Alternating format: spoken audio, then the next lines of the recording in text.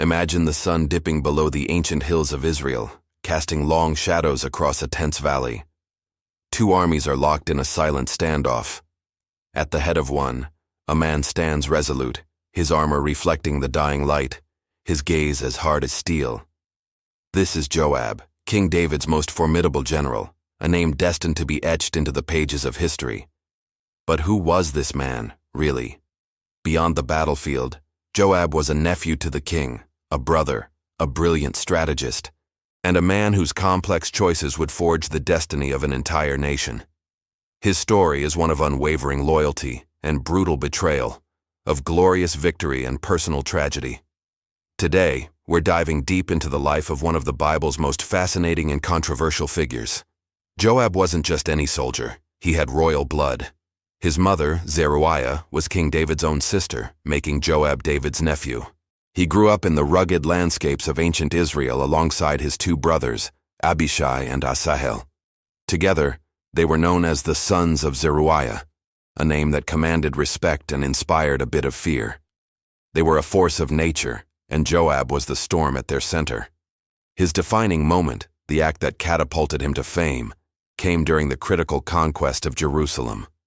The city, then a Jebusite stronghold, seemed impenetrable. David, looking for a hero, made a proclamation: "Whoever leads the charge and takes the city will be my top commander."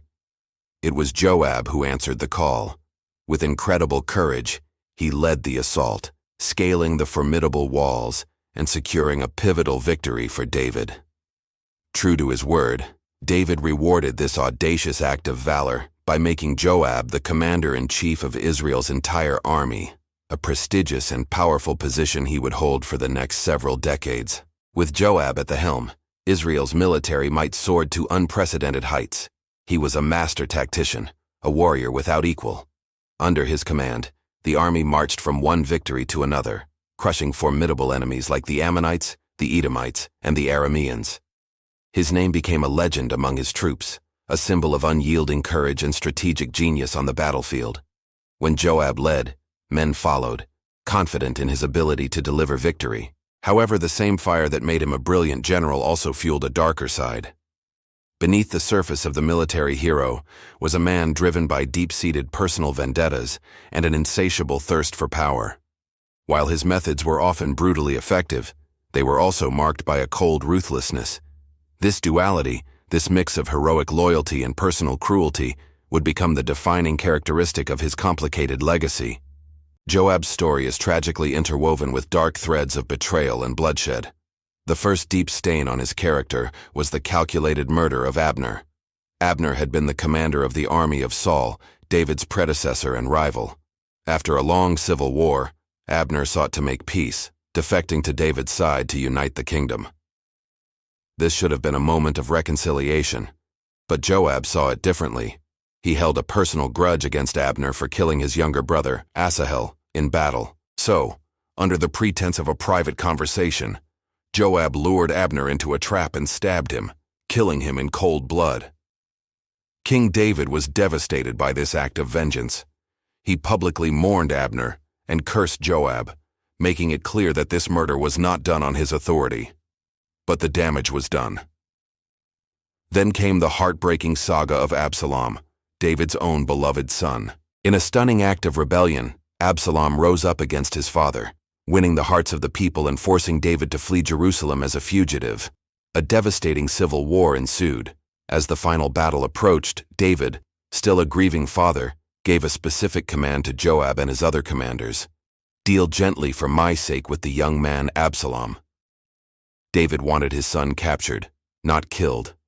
But during the battle, a messenger found Joab and told him that Absalom was caught, hanging by his long hair from the branches of a large tree, his mule having run out from under him. Here was Joab's chance to obey his king. Instead, he saw an opportunity to end the rebellion once and for all. Ignoring David's heartfelt plea, Joab took 3 spears and thrust them into Absalom's heart, killing him. These brutal acts painted a clear picture of Joab, a man who placed his own sense of justice and political pragmatism above the explicit orders of his king. It was a trait that would ultimately seal his fate.